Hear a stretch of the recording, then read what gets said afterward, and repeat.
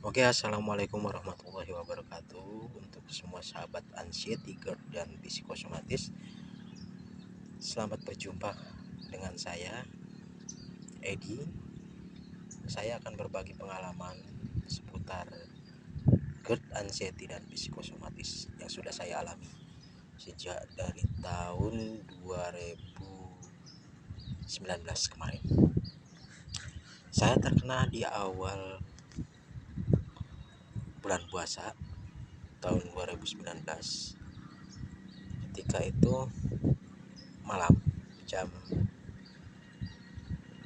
12 sebelum saya beristirahat tidur, saya pergi ke apa, kamar mandi. Setelah di kamar mandi saya merasakan leher saya tercekik, terus saya kayak nggak bisa napas, juga dada kayak panas, kelayangan, kayak mau pingsan. Nah itu di situ saya ketika itu tidak dilarikan ke klinik ataupun rumah sakit, karena menurut orang tua saya ini saya masih dalam keadaan sehat, walaupun saya merasakan sesak gitu kan. Ketika itu saya bertahan dan tidak tidur sampai pagi hari.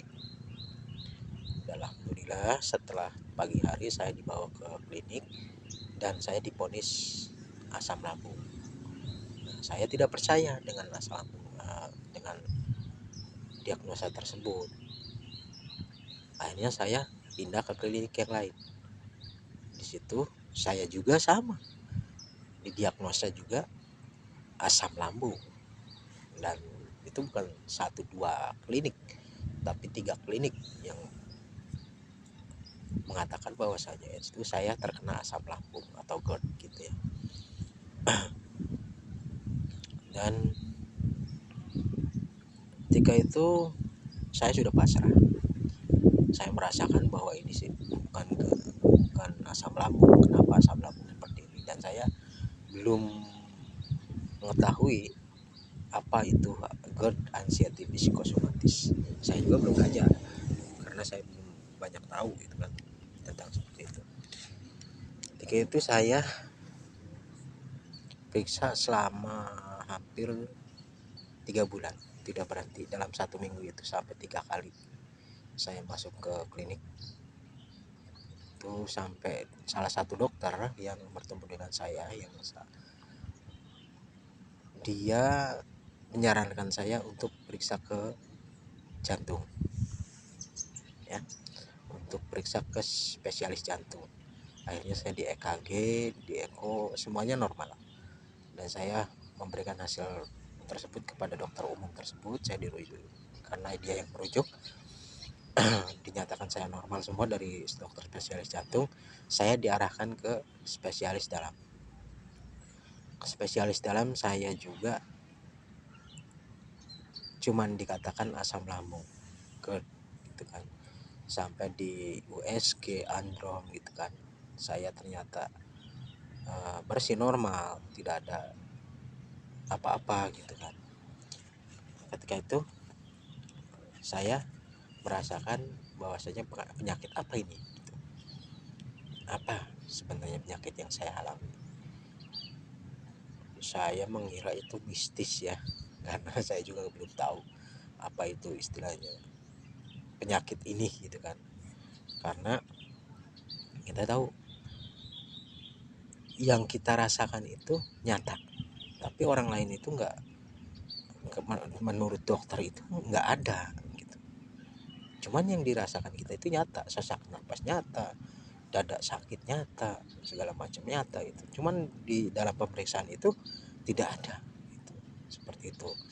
Makanya saya mengira itu adalah mistis gitu, ataupun apa ya,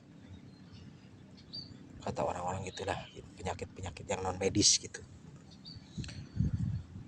Ketika itu saya kembali lagi ke dokter umum yang merujuk saya, dan saya disarankan untuk ke psikiatri ataupun psikiater ya ketika itu.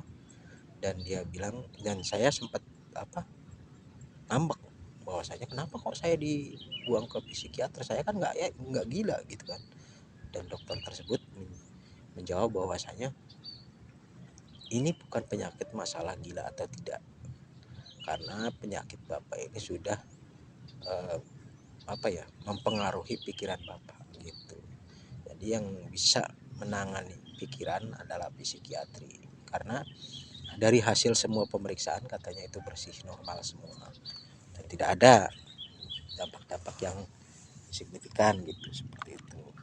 Akhirnya saya menurut ke psikiatri, dan di situ saya didiagnosa anxiety ya, disorder di situ.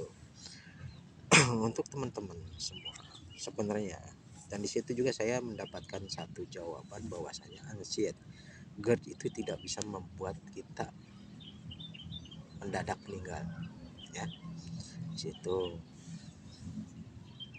cuman kita juga harus ingat, jangan merasa bahwasanya GERD ini nggak bisa meninggal cuman kita sembarang, setelah sembuh sembarang kita makan. Kita juga harus menjaga pola makan. Sampai saat ini saya tidak makan pedas, saya tidak memakan makanan yang mengandung soda gitu kan, minuman yang mengandung soda itu enggak. Juga kalau santan ya saya masih sedikit lah, masih bandel gitu kan. Cara menangani anxiety itu sebenarnya menangani GERD itu jangan panik ya, jangan panik pokoknya.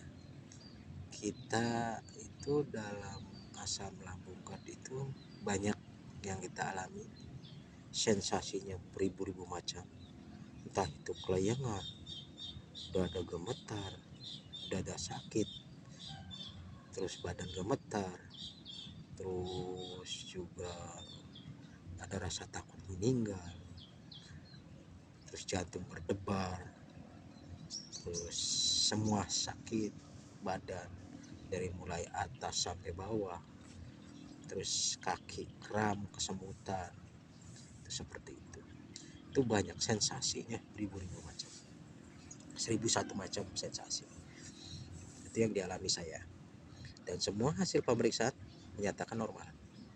Nah disitulah saya semenjak dari tahun 2009 sampai sekarang saya belajar untuk mengelola stres saya agar saya tidak terjerumus jauh ke anxiety. Karena ketika saya kumat, kalau seandainya saya terjerumus terus ke dalam anxiety, saya mungkin bolak-balik ke GD terus gitu kan. Entah itu ketika dada saya sakit terus saya berpikiran oh ini jantung, ini apa segala macam, itu pasti akan keluar anak-anaknya gitu yang mengikutinya, gejala-gejala yang mengikutinya, entah itu dada, terus sesak napasnya keluar, kelayangannya keluar, terus kayak orang mau pingsan keluar gitu, seperti itu. Sebenarnya di sini kita harus jangan relaksasi aja ya, jangan pikirkan sesuatu yang tidak yang belum, overthinking gitu istilahnya, itu seperti itu. Karena apa, anxiety itu sebenarnya itu penyakit dari pikiran kita ya. Jadi untuk teman-teman semua yang sedang mengalami anxiety, semangat terus, dan semua itu pasti ada kesembuhannya ya. Demikian dari saya, semoga pengalaman saya yang tadi saya omongkan semoga menjadi pelajaran buat kalian semua. Akhir kata, assalamualaikum warahmatullahi wabarakatuh, selamat berjumpa kembali.